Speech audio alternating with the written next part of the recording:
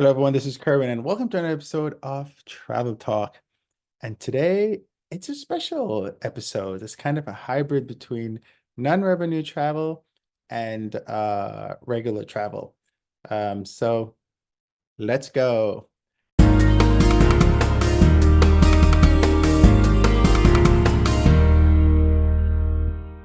So today's episode stems from a young lady well, first, let me explain what standby travel is and what revenue travel is.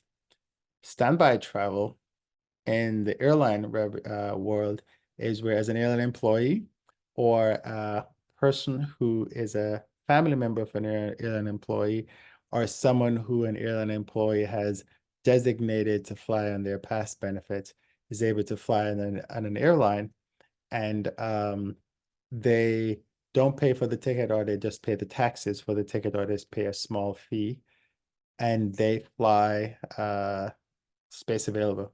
Space available means that, let's say the airplane holds 100 people and it's booked to 95.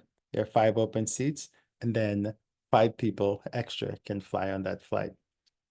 It's all based on seniority, and there's a long algorithm that determines who gets the next seat. And each airline has a different formula. And if you let's say you work for airline B, let's say, let me just choose airline names. Let's say you work for British Airways, but you're flying on American, you have a different priority than if you're flying British Airways, which is your own airline. And if you're flying on an airline that's a one world carrier, so for example, you're flying on American, you work for British Airways, and I'm flying, and I work for, let's say I work for United Continental, and I'm flying the person from British Airways on American would have a higher priority than the person from United because they're from two different alliances. It gets really, really complex, but that in essence give you an idea. I'm giving you this background so you understand the story I'm going to tell you. If you, as an airline employee, let's say you're working for American Airlines and your company has benefits with British Airways, you can fly in British Airways, which I think I explained more, that you can also fly in American. It's called other airline benefits, and it's an agreement that the two airlines come together. Now, there's something called a Z agreement, which is an agreement between all the airlines, and they charge everything based on zones. So the fares may go from, say, $20 to, say, $400, and that's distance based. So it may go, a short flight would be $20 and a long flight would be $400, plus whatever taxes comes out of there. You can also have an ID fare, which is a ID 90, ID 50, ID 20. An ID just means industry discount. And the number behind it is how much is a percentage that you get off, they call the regular fare or the base fare. Same base fare that corporate accounts are structured on. Same base fare that the fare that you buy as a regular customer is structured on. So now to have an idea, when we have these flights, you can be left at the gate, even though there are empty seats on the plane, because the aircraft might be what's called weight restricted, which means that the captain does all the numbers. And when they do all the numbers based on the weather, how many people they have booked, how much food they're going to put on board, how much bags they're going to put on board, everything. When they do all that, they realize that, well, if we need to fly this distance, which the airplane can do, but with what they call the payload, or how heavy the plane is, we need more fuel because we have to fly around weather, or for whatever reason, winds, might be a hot day in Mumbai, and so if it's a hot day in Mumbai, it's going to take, it's all physics. It'll take longer to, I'm going to say this wrong, but just whatever the atmospheric conditions are, it's going to cause you to need more fuel because you're going to burn more fuel to take off and things like that. And so they compute all that, and then they come up with, okay, great. We have the plane is full, or we have 10 open seats, but we can't put any passengers on because these passengers average about 170 pounds. We can't put them on because we need to put extra fuel on because when we get to our destination, there's going to be weather, or there's weather they call it en route weather, which is weather between the destination and the origin. And so when they come up with all that, this is why there's so much activity going on just before the aircraft departs. I have another video somewhere up here. I'll try to put a link, and it talks all about weight restrictions. But for this video, there's a young lady who I read through the comments, and it turns out her dad worked for the airline. And so that's how come she has a standby benefits. Didn't say which airline, but she was going to Chicago. Two airlines based in Chicago, American and United. And I think it's this particular one was United, probably because she was going when she got to Chicago, when she got to JFK, her final video was showing she was in a lounge and she's showing the window and there's a United airplane outside, which is not JFK because United does not fly to JFK. So that would have been Newark or possibly LaGuardia. It looks like Newark. I don't think it was LaGuardia. But I'm jumping ahead a little bit. So she was going Bangkok to Doha, Doha to Chicago. She got from Bangkok to Doha, and then she realized that she couldn't get on the flights because her next option was to go Chicago, Bangkok, Chicago nonstop. And then, I'm sorry, Doha, Chicago nonstop, and Doha, Washington, Dulles. And then she was going to connect somewhere from there, from then. I guess she was trying to connect to the United flights because Washington Dulles is a hub for United. Well, she couldn't get on either flight, the nonstop to Chicago or the flight to Doha. The reason being they were weight restricted. They had empty seats, made plenty of empty seats, but they were weight restricted, probably due to winds or maybe cargo or something, but they were weight restricted. So she couldn't make it. She starts crying. She goes for coffee in one of the coffee shops, and she's bawling her eyes out. And she has a video on TikTok that shows all this. And then when she gets the person sitting next to her happens to be the CEO, the new CEO of Qatar Airways. And she doesn't know it's him. She's not an aviation geek. And so she's pouring her heart out to this perfect stranger about what's going on. And which typically you normally don't do that as a non-rev. But anyway, she did it. And the guy asked her name and then presents her with a business class ticket on the New York to JFK flight. So in Qatar's QSuite, because the QSuite is what I have behind me. You can see this is actually the quad, so there's 4 seats together, and the little bars there can go down, so you can have actually a family of 4 sitting, and everybody can see and talk to each other.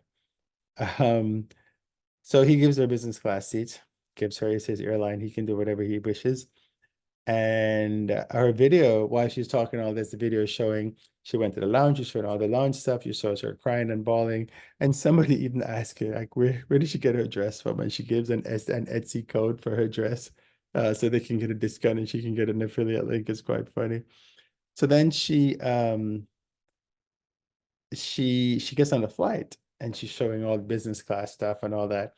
Now the YouTube the TikTok video is the comments in there are quite interesting. People like, oh, she's privileged because she's a blonde white girl and she's crying, and so this guy helped her out. Others like, thank God that said she was praying also. Thank God that she was praying. So the comments are really, some are really good, but some are just very mean and very out there. That's typical what happens on the internet. Now, how does that affect us as non-reps? Well, typically when you're flying space available, you should be as discreet as possible. This is not something that you tell the entire world that you're flying space available. And it's kind of why the airlines have you dress, somewhat decent when you fly. Every airline has a different dress code. I still don't know which airline her father works for. I can only assume it's either American or United, but I don't know which one it is. And some people are asking, well, do which airlines have J? J is business class. So when you buy your ticket, it shows a J on there. That means that you're in business class.